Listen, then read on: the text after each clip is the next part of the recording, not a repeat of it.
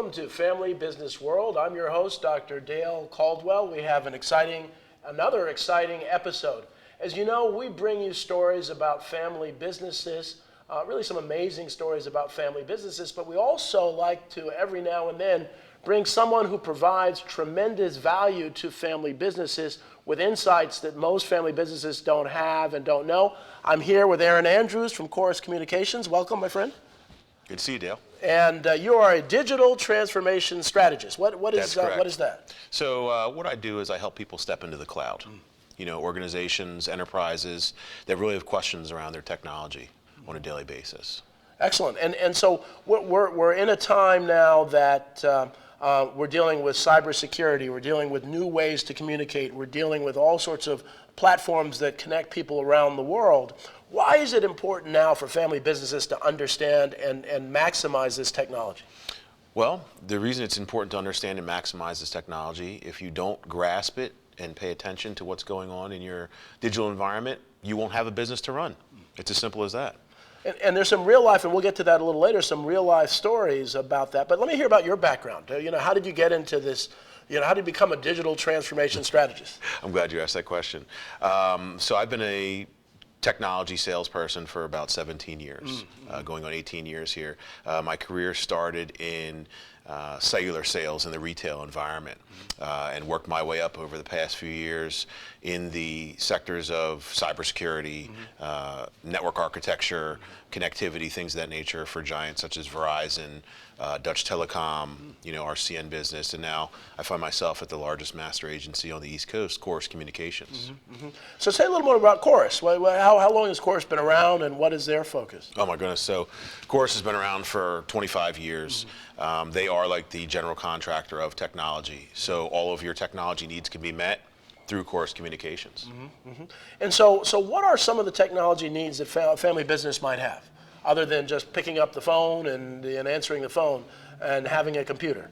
That's what most family businesses think about, but what more is there to it? Well, I'm glad you asked that question. So typically folks think of their telephony or technology as voice and internet services, and it's really expanded to much more than that.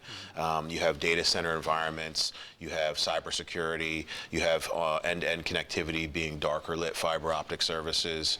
It really stretches a breadth of compliance now, especially in the healthcare and financial sector. So there's a lot more to be aware of than just your traditional voice and internet services.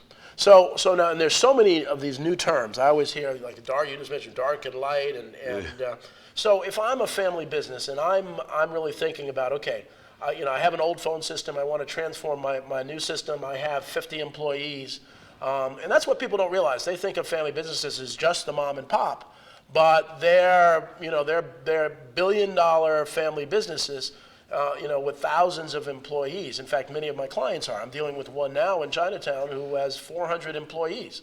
Wow. And really, is really no kind of telecommunications plan. So how do you deal with that? What's the first thing they should do? Sure. Well, we love folks that don't know anything about technology. Other folks have to be concerned about running their business on a daily basis. So they have folks like me. We come in and we have a conversation, just like you and I are having now, about your environment, about what your goals are. What's your 5-year plan? What's your 10-year plan? What have some of the pitfalls been in the past in you using technology? What are you concerned about? Really getting a full picture of your business and your environment and your culture. It's more than just coming in and being a transactional salesperson. It's creating a relationship so we can have a bond that goes on 10, 20 years, to really assist you with your technology down the road.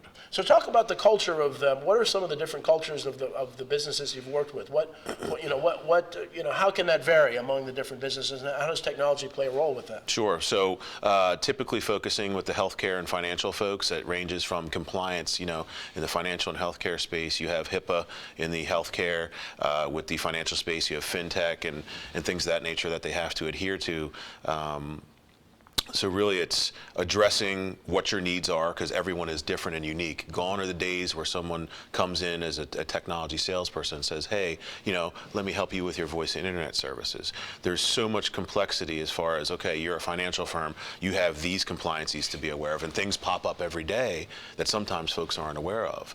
So they need help to overcome those hurdles with someone like myself. So one of the realities is that telecommunication services relate to your payments. I mean, basically, how people are purchasing. Sure, PCI You know, compliance. it's not this separate cash machine that you have now. It's all tied in. So, and I think that I don't think a lot of people really understand that every aspect of your business is tied into telecommunications in some way in this day and age, and that if you are a family business, 30, 40-year-old family business, you've got to change because technology is changing rapidly. Sure. And saying you've got to change. So some folks don't know where to start. Right, They don't know how to change. We are the SMEs, the subject matter experts in the specific fields as far as compliance, technology, regulation. We have the high-level relationships with organizations, again, 25 years plus, to really right fit a solution that'll help you stay on track, stay on budget, and stay protected in the cyber and digital environments that we work in. So if I wanted so I'm a family business, we see this show and they say, I want to learn more about this. What's the first step that you do? If you, because you're really, you and, and the firm and others have become more like consultants. You're really not a salesperson, you're really a consultant to really help them improve their efficiency in a cost-effective way. Sure. So what would be the first, break it down in real simple terms, what would be the first thing you would ask from them if you sat with them? The first thing would be to give us a phone call or check out our website. They can reach us at www.courseCommunications.com, or they can reach me directly at my phone number at 484-772-6043. But if they're sitting with you, what would you do? What would you ask? What kind of questions would you ask them to find out more about their business and how you can help them? What are some of the questions you would ask them? Well, really, the first question that I ask everyone is, tell me what you don't like about your business.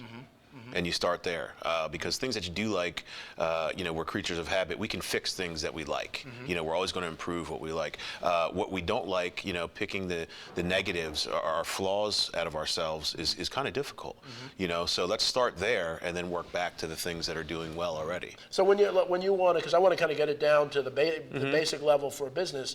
So what are some of the things people might say that they don't like about the business? Well, when you start talking about digital transformation strategies, it's a pattern. So the first thing you need to decipher, are you in a fixed or growth pattern with your organization or your business? Okay. Once you decipher what kind of pattern you're in, you can take small steps. You don't want to get involved in taking giant leaps to the cloud, as folks say. Small steps so you implement the right plan the right way, and it actually stays for a very long time. So I do a lot of lectures. I'm a professor at Fairleigh Dickinson University. I run the Rothman Institute of Innovation and Entrepreneurship, and I've done a series of lectures that I call the Entrepreneurial Mindset. And just because you have a family business, it doesn't mean that everybody has the entrepreneurial mindset, as opposed to the incremental mindset. And so, if correct me if I'm wrong. So when you say fixed and growth, or fixed or growth, someone who's basically says, well, I'm not looking to grow that much. And everybody thinks every business wants to grow, but not every business does. Correct. But in this day and age, if you're not moving forward, you're moving backwards. So if you sit with a family business and you see that, well, we're doing okay, but I don't know what to do. Is that really what you're talking about? That fixed versus kind of growth mindset that we really want to grow our business? Correct. So if you're in a fixed pattern, you're content with where you are, business is doing well, and that's fine. But be aware of what's coming ahead with someone like myself, educating you along the way. And if you do decide to take part in one of those new pieces of technology, you have a roadmap and an expert with you to direct you on how to best navigate that, so you can stay producing high levels of revenue for your organization or for your business. So I say, okay, I'm a growth mindset. I've been stagnant. I've had a retail store in the downtown district. Or actually I have multiple retail stores. So I have 60 employees. I know, a lot of it is, especially with the bigger companies, is especially more valuable for them to do this. And we've had we switched to the voice over IP 10 years ago. What's different about technology today? How could my company benefit from that? What's the difference now? Well, Why does it matter? the biggest difference today is that there's a much larger focus on compliance. If you're taking payments, you're part of the PCI compliance world. Okay. If you're in the healthcare, so PCI, what do you mean by that? What's PCI compliance? What is that? That's the compliance for taking and processing credit card information. So any credit card, so any credit card, there's compliance about that. See, the reason I want to kind of bring it down is because so many family businesses, like you know so much about what's going on. They don't. They're working Yeah. every day. They're Yeah. trying to survive. They're trying to pay their bills. They get these onerous regulations from Trenton and Washington, Sure. and so they're overwhelmed. I think most of the viewers don't even really realize that regulations have changed for credit card processing. Sure. You know, that would be correct. Yeah. And so yeah. you have a subject matter expert like myself or the partners that we have at Course Communications that can really help direct you, through those waters, so you don't make mistakes. So talk about some of the things. What would you direct through? What are some of the pitfalls, that they... Well, for example, in whatever compliance that you need to adhere to, there are penalties if you don't adhere to those compliances. Really? Okay. Yeah. Really? Those penalties can go from $1,000 a day in some cases, $100,000 a day. Really? To in the millions of dollars, depending on what kind of organization you are and what kind of compliance regulations you need to meet. Right. Well, see, that's important for folks to know. Sure. And so the violations are just not recording, or what are some of the violations that they would look at? Goodness, so let's talk about HIPAA. I Yeah. mean, your personal data. Right, Everybody is pretty familiar with that. Right. So in the healthcare field, I mean, if the data is given to someone incorrectly or it's mishandled, there's penalties that are associated with that. There's no such thing as a good surprise Right. as far as your finances are concerned. Right. I've seen people pay, a $10,000 fine in compliances. I've seen people pay $10 million fines Right. in compliances, and there's no negotiation there. Right. And so, and the same thing with kind of, seems like every week some big company saying that there was a breach in our system and that your social security number was given to, and that's obviously a violation, a finable violation. Well, you have compliance and then you have security, which really go hand in hand. Right. So a partner that we do a lot of business with by Layer 8 Security, they can help you navigate both of those waters. Because now you're talking about two similar things, but they're different in the same regard. Right.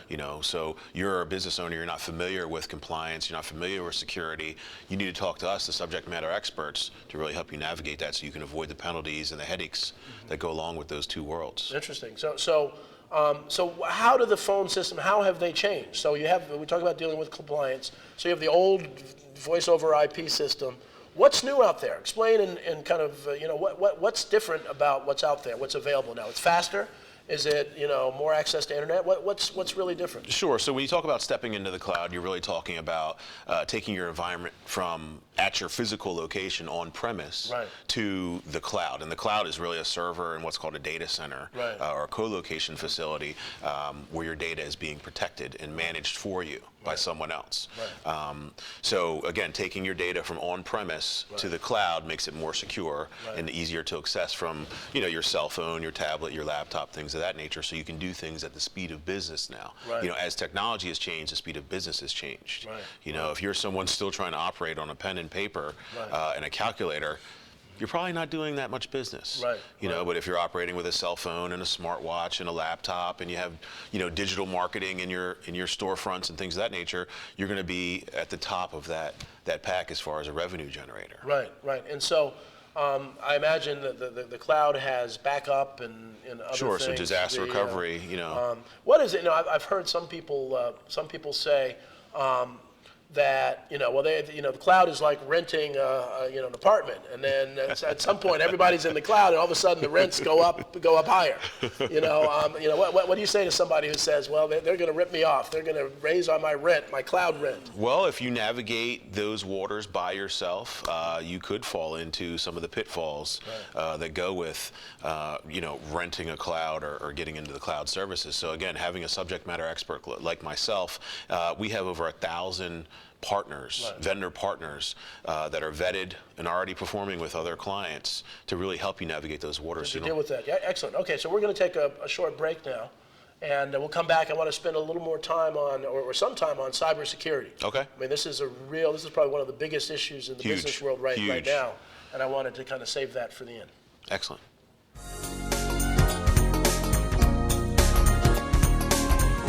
Without a lot of time.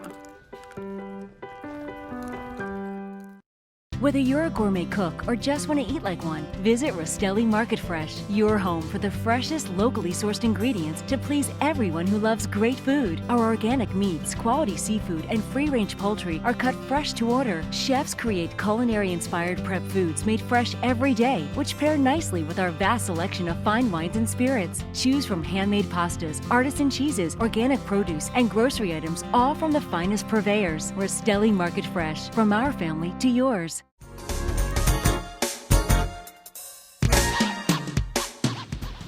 Welcome back to Family Business World. I have Aaron Andrews. We've had a really interesting discussion about technology. He's a digital transformation strategist.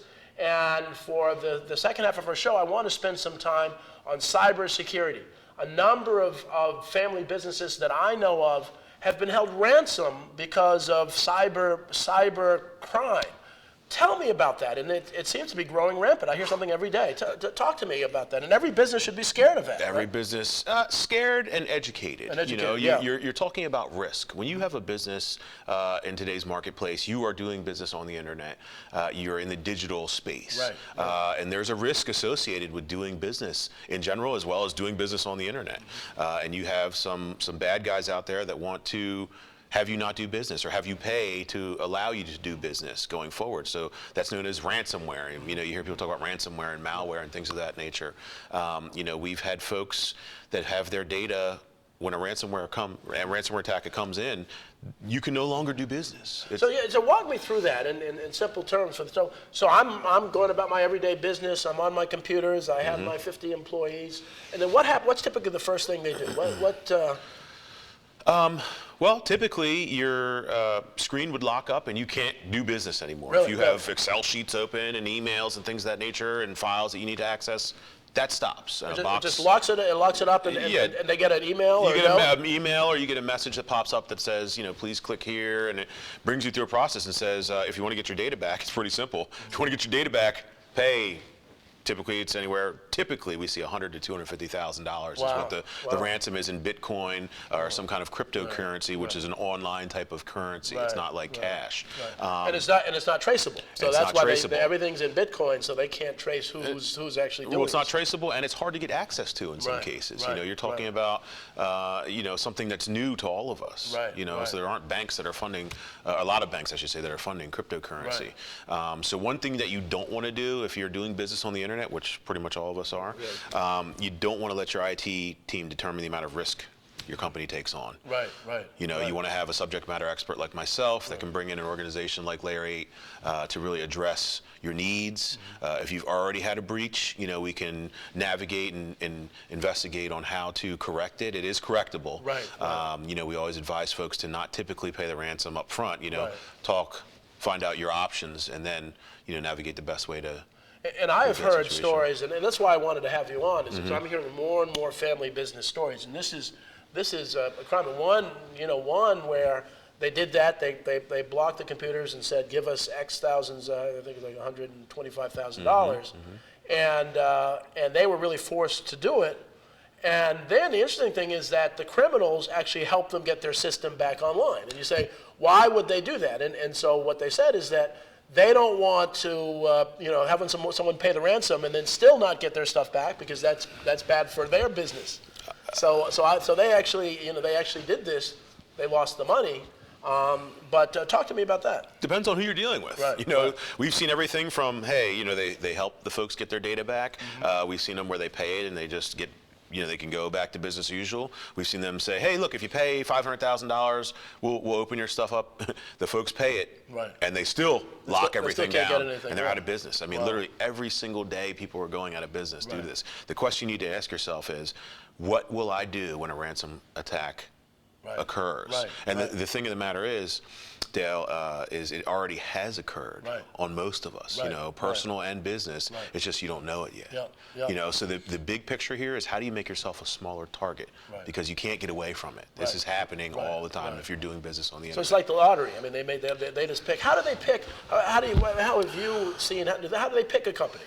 Well, because I've seen them all sizes. It's not like one particular size or one industry. Typically they don't know what kind of company they're attacking. Right, You know, they just know that it was a successful attack. Right, And then here's the ransom. They don't know if you're a company that makes $5,000 a year or $5 billion a year. You know, they're just trying to get these attacks in and root your infrastructure. Right. So again, you know, having an organization like Layer 8 to help you would really be crucial.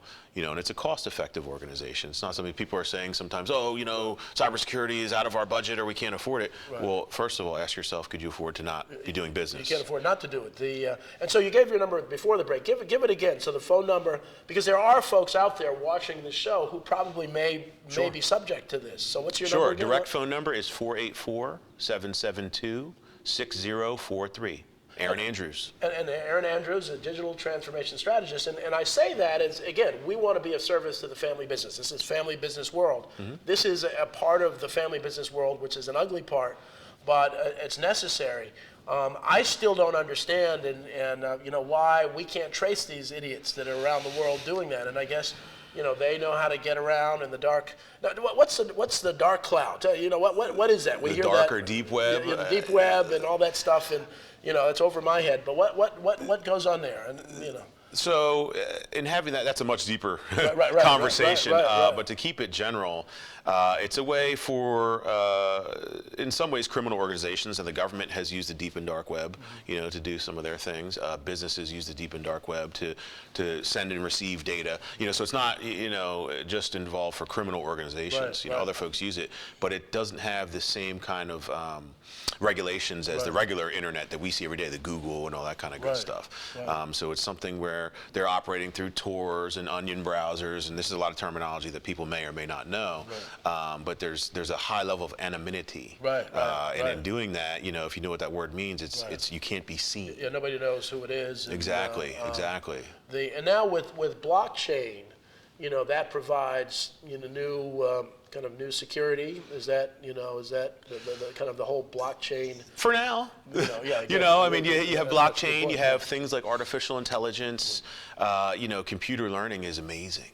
You know, right now, just to see what they're doing in that space, we can help with that as well. You know, we have organizations that we work with that engage in artificial intelligence and network architecture and, you know, machine learning, machine-to-machine communication. So it's exciting. If you are someone that likes talking technology, reach out. You know, I like to talk technology. Well, and the other thing too that I want to do on the show is help family businesses understand that change is a constant now. That if you're not changing, if you're not ready to kind of adapt to the new environment with technology, with digital transformation, you're going to fall behind. Correct. And a lot of folks are just too busy. They just have too much. I mean, the margins are very slim on most family businesses. Sure. The regulations are very high, so they're busy doing their stuff. And a lot of things that seem basic to outsiders, they just don't have time to do.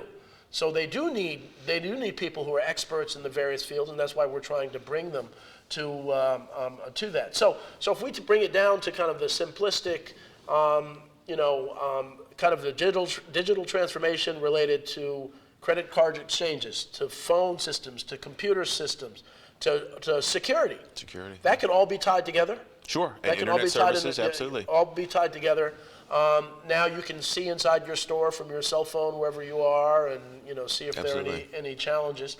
Is there a way to use that for marketing? You know, kind of the digital. Do you kind of help people market, or is there a way to use that to get more business? Absolutely. So I mean, that again could be another conversation in itself, talking about social media. Right. You know, I don't know a person out there that's not using social media to benefit their business today. I mean, in most cases with social media, there's a level of free marketing there. It's a lot of work on the back end, but it's free.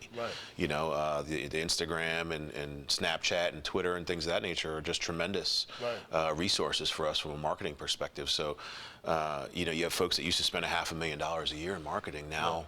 Maybe you have to spend $50,000 a year, you know, just because of social media. So definitely large tools. The way that we can help with digital environments is, again, digital signage. You know, everything is digital. How are you communicating with other devices? You know, everything, when you start talking about IoT, which is the Internet of Things, it's how are these devices all communicating and integrating with each other? Is that what that means? I hear people talk about the Internet of Things. And what is that? It's really just... The Internet of Things. So it's how these devices, your phone, your smartwatch, which I don't have one, but you have live on, are all connected. You know, how are they communicating to make your life easier? You know, down at the personal level, all the way up through your business. You know, how are you using, in some cases, smartwatches? Doctors are starting to use those to do diagnostics on your body, blood pressure, diabetes, heart attack, stroke.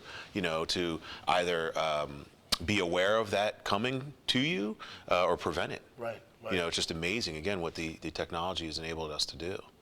And for family businesses, this is essential.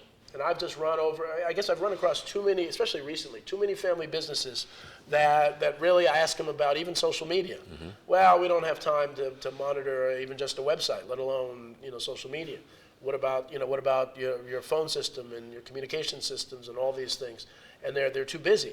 But now this whole cyber crime thing is, I think, waking people up to realize you can't put your head in the sand anymore. No. You've really got to begin to have a digital strategy going forward.